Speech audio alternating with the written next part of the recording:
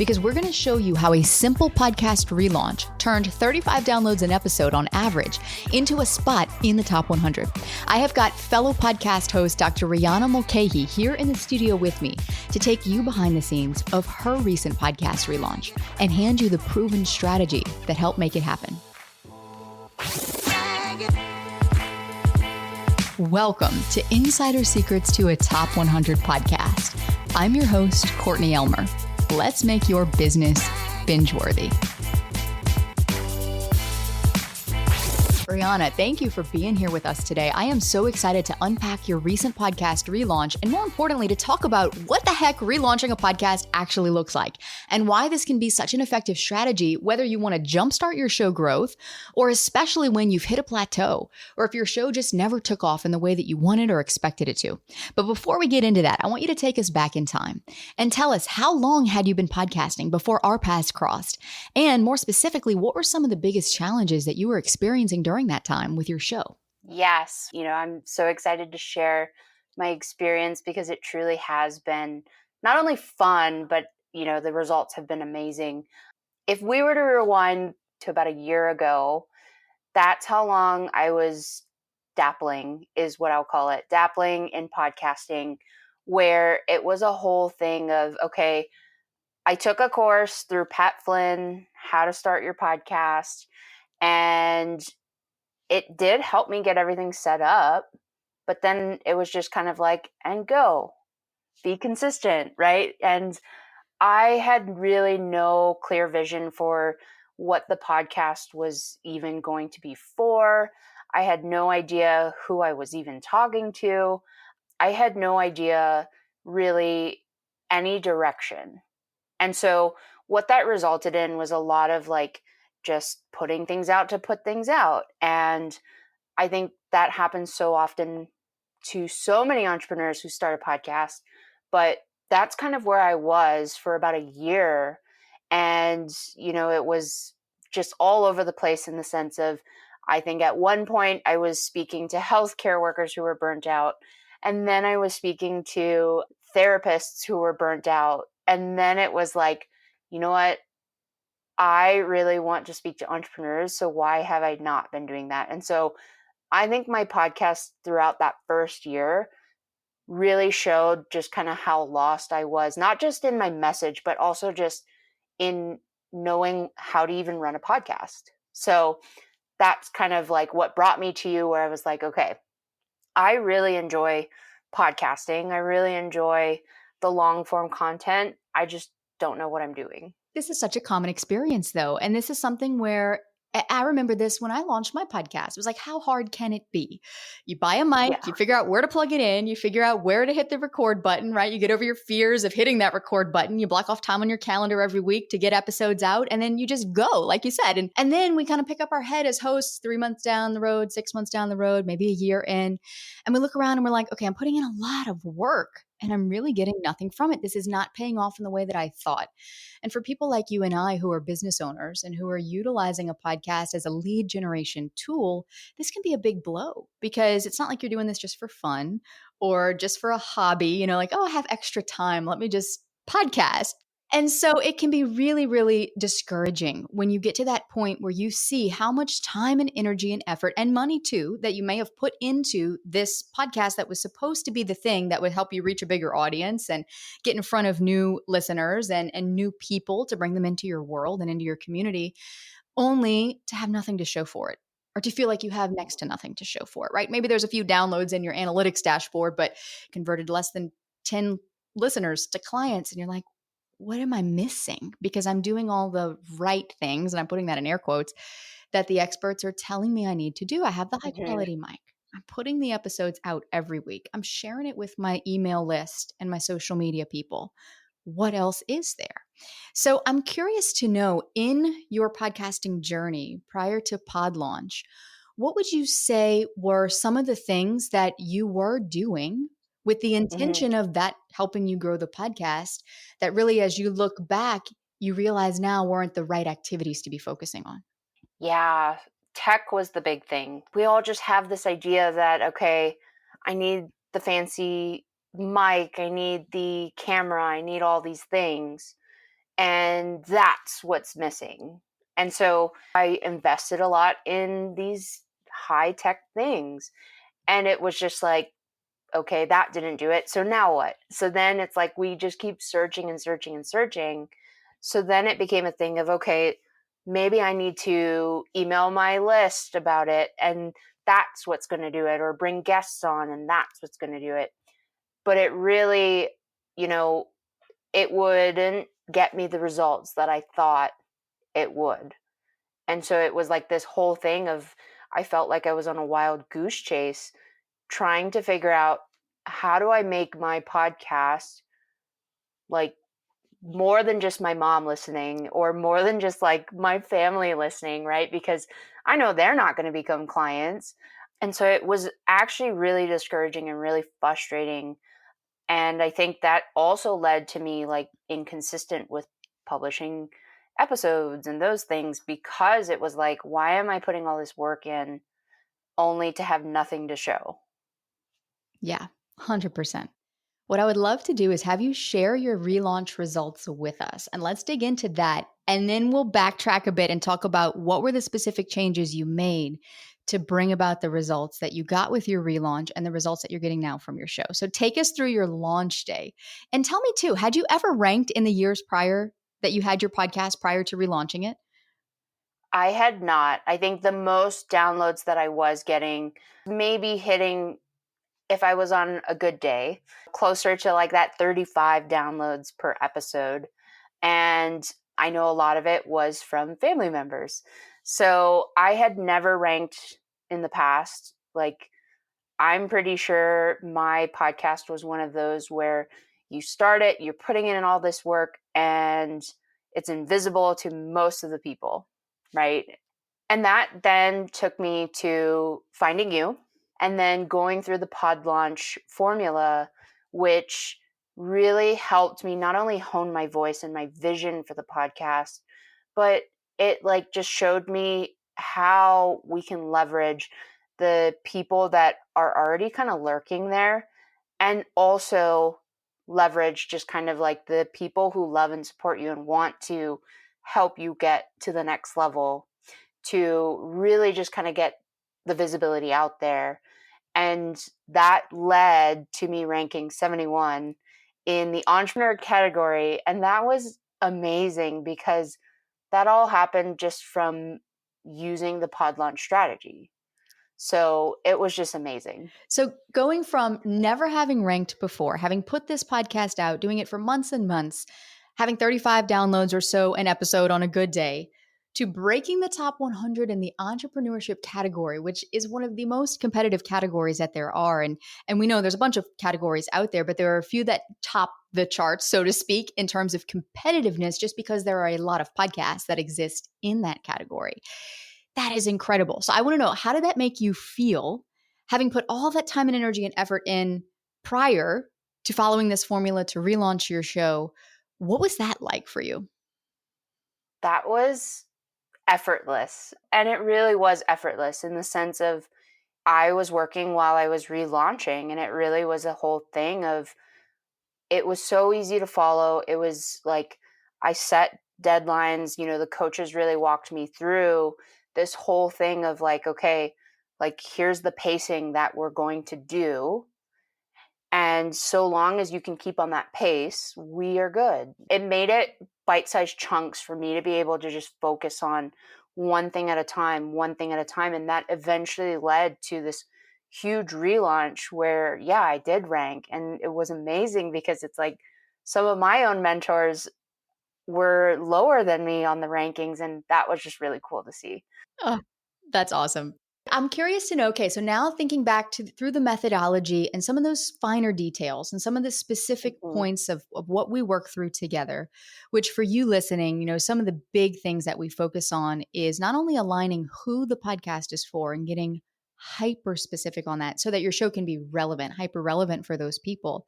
But we also look at how are we unconsciously communicating the value of your show to potential listeners to let them know this is worth their time to listen to before they even click play.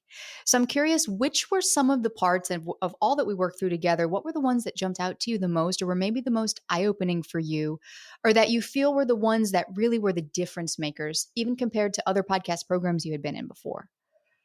Yeah, I would say the biggest difference maker really was kind of like learning about the gatekeepers. So I know you talk about that a lot on your podcast, and just really understanding it and seeing, kind of like self-diagnosing my own podcast of where am I lacking? Like, what are areas that, even though I'm trying to do that, maybe I'm just missing the mark just a little, or whatever it is. And so it came down to like, okay, self-diagnosing, going through the titles of my episodes, going through like, am I being specific enough? All of these things to really speak directly to the person that I genuinely want to serve. And I think that was the biggest difference maker, because sure, it's easy to just keep publishing, keep posting, keep doing this stuff.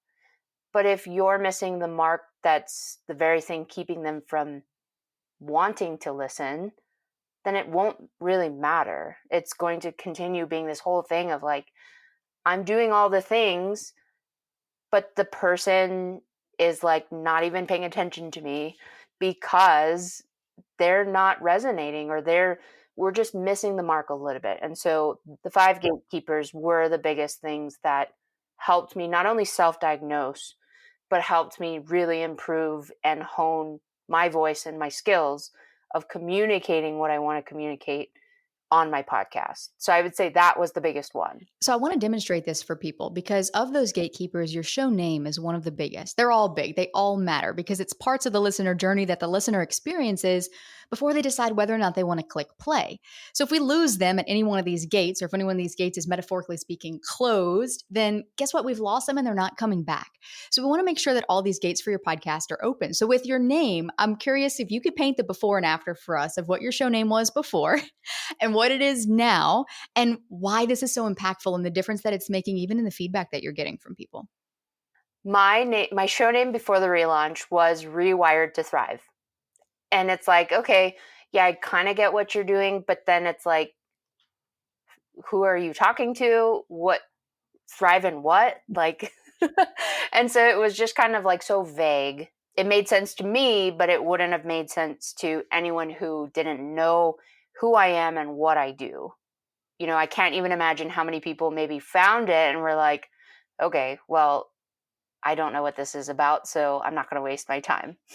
It then changed to breaking the entrepreneur burnout cycle, which is really what I do. And infusing, instead of Rewired to Thrive, it was taking that out of the name, but incorporating it into a different, gatekeeper within the podcast. So it's not like you have to just completely like scratch whatever you're doing. It might just not be the right place for it. And so that's where that self-diagnosis using the 5 gatekeepers really helped me change the name, tailor it to specifically who I wanted to speak to and what I'm coaching on, and then incorporate the methodology and the things that I do teach them in, the description or in episodes or whatever it is, rather than the title itself. Yeah. And also because now your new title, not only is it speaking to the listener, but it's actually attracting the exact type of listener who is most likely to become an ideal client for you versus attracting rando people who are like, well, I would like to thrive, but what are we talking about? Like you said, thrive in relationships, thrive in, parenting. It could mean anything to a number of people. This is so key. And I want to commend you for your open-mindedness too, because a lot of times when someone comes in with an existing podcast and we're working with them, the name can be something they're really attached to, because they spent a lot of time coming up with that name, or they researched all the podcasts and they were like, this is really clever. Oh my gosh, it's a play on words. Don't you get it? Right. And I'm like, yeah, but you just had to give me a 2-minute explanation for what your show is about. And I shouldn't have needed that explanation. If I'm a potential listener and you need to explain what your show means because I don't know who you are and what you stand for, and your show name needs an explanation, then we have a problem, because those listeners, they're not going to know. They're not going to know. So kudos to you for being open-minded and willing to not be attached to some of the aspects of your podcast that you had spent time creating. Like, let's be honest, that you had put time and energy and effort to create, but that now are so much more aligned with the type of person you want to attract. And how is that playing out in terms of the feedback that you're getting from your show, from listeners who are listening? Not only have I had people reach out during the relaunch to say, oh my gosh, just the growth that I see from where you started on your podcast journey to where you are now, that was just very heartwarming to hear that, because it's like, yes, okay, the work that I put in during this pod launch process paid off, meaning I'm showing not only my growth, but I'm also just showing up differently as a podcaster because I feel aligned and I feel confident, right? That was one thing. But the other thing is, I've even gotten messages from reply on the email where people are saying, oh, I love this tool, or this episode was great. And that really just means that we're doing something right, that I am creating a podcast that is moving people into yes, I need to learn more, I need to keep listening, all of those things. So those were the two biggest wins that I would say since pod launch relaunch. It was so beautiful to hear, and not only hear but experience from my community. Oh yeah. And something else that I just so admire about you and how you approach this process to relaunching your podcast was something that you actually said in your debrief. One of the big takeaways that you had after going through this process and relaunching your show and riding that launch high and even experiencing that little dip in downloads that we all see after a launch, and knowing that, well, now I have a really strong foundation to build from. Now I have the data that I need to be able to build the growth system to keep my podcast momentum going and growing long term. And one thing that jumped out at me was you said not being attached to the outcome and having fun with it was one of the biggest and most surprising lessons that you learned from this whole experience. I'm curious to know, do you think that being detached from the outcome might have actually played a part in helping you get the outcome that you wanted? I genuinely do. That is definitely something that I even just preach in my own programs for my clients, and teaching them the brain-based tools to be detached from the outcome, show up just authentically, and just show up without all the chatter in your mind. Because it's so easy for us, especially high achievers, and as entrepreneurs, we are very goal oriented, and we're not afraid to roll up our sleeves and put in the work. But then it's when you don't get that, or when you're so attached to, if I get this, then I'm a success, or if I don't get this, then I'm a failure, that attachment just affects the energy in which we show up when we ask for the help, or when we speak into the microphone, or all these things. And it's not intentional. It's just one of those things that when we can let go of that, I do genuinely think that the energy you show up with and the fun that you show up with, people feel that, right? It's no different from if a very desperate person came up in a bar and asked, can I take you on a date, right? You feel that energy. And so I do think that letting go really helped me to just have fun, and just remember that it's not about me, and it's not about whether or not I rank. It's about getting this message that is so important in so many people's lives, my clients' lives, my own life, getting it to more people. And I think that was the refocus that really helped fuel that energy going into the relaunch. I love that you bring this up, because this just goes to show how listener psychology works. Yes, we talk on this show all the time about getting in the top 100 and being in the top 100. I mean, it is the name of the show, for goodness sake. But yet all the things that I'm teaching you is exactly what you just said so beautifully, Reana, which is that it's not about the numbers. Yes, that might be the outcome we're going for, but where we really need to focus and where we need to shift our attention in order to get the outcome is onto the activity that's going to bring us the outcome. And first, that requires us to let go of the outcome and to let go of our focus on the outcome that we want, so that we can put that focus and that energy and that attention on the activity it's going to take to get where we want to go. And this is something so many people miss. I see it all the time in podcasting. I see it all the time in business.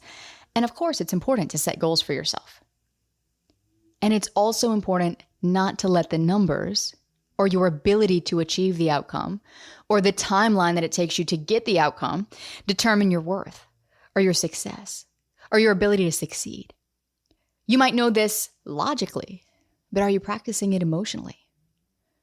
Because if you're logging into your analytics and you're like, oh my gosh, nobody's listening to my show, nobody cares what I have to say, and that's affecting your ability to show up as a host, it's affecting your ability to create and put out content, then that's an indicator that your focus is not where it needs to be. Your focus is on the outcome that you want and haven't achieved yet, when really we need to let go of that and focus on what is going to be the activity that I can pour my whole self into to bring about that outcome. Because at the end of the day, the numbers are going to be different for everyone. If you've listened to the show for any length of time, then you know that no two podcasts are created equally, which means that there are different measures of success for each podcast. And this is so important to realize. And the beauty is, as hosts, we get to decide where we put our focus. You get to decide what you focus on. So Reana, thank you for reminding us of this today. And more importantly, thank you for your openness and for being so transparent and sharing the behind the scenes of your journey as a podcast host. No, thank you for having me. And thank you for your amazing Pod Launch community and program. And if you're listening right now and you've got a podcast that hasn't seen a significant increase in downloads in the last 3 months, despite you releasing an episode every week, despite you sharing those episodes with your email list and with your social media following, and despite you even going out there and guesting on other people's podcasts to get your show in front of new listeners, then scroll down to the show notes, click the link, and book a call with my team. We will sit down with you and we will review your podcast with you to point out all the things you're doing well and that you should continue doing, and then also talk about where there are gaps right now that you might not be aware of and how we can work with you to help you fix those. And then stick around, because in the next episode, my good friend and the founder of Podmatch is joining me to talk about why doing less is the secret to getting ahead in podcasting, both now and especially over the next few years as the podcasting industry continues to evolve. And we'll also talk about how to know which organic growth strategies to focus on based on your specific podcast and the specific goals you're shooting for. That's all coming up next to help you make your business binge-worthy.